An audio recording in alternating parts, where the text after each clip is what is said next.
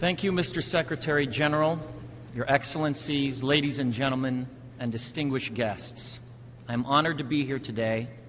I stand before you not as an expert, but as a concerned citizen, one of the 400,000 people who marched in the streets of New York on Sunday, and the billions of others around the world who want to solve our climate crisis.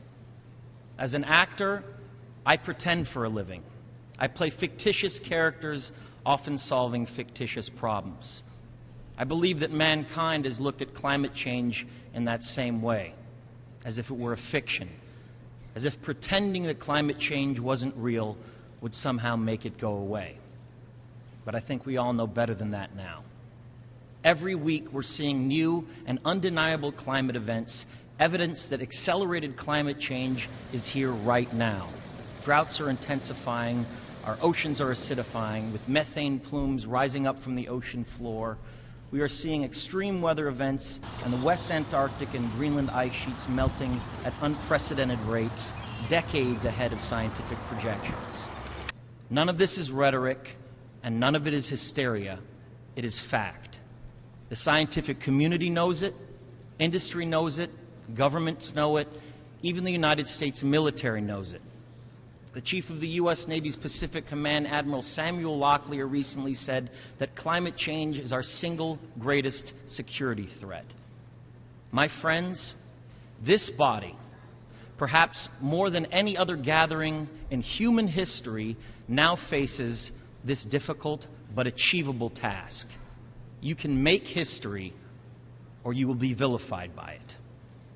To be clear, this is not about just telling people to change their light bulbs or to buy a hybrid car. This disaster has grown beyond the choices that individuals make. This is now about our industries and our governments around the world taking decisive, large-scale action. Now must be our moment for action. We need to put a price tag on carbon emissions and eliminate government subsidies for oil, coal, and gas companies. We need to end the free ride that industrial polluters have been given in the name of a free market economy. They do not deserve our tax dollars. They deserve our scrutiny, for the economy itself will die if our ecosystems collapse. The good news is that renewable energy is not only achievable, but good economic policy.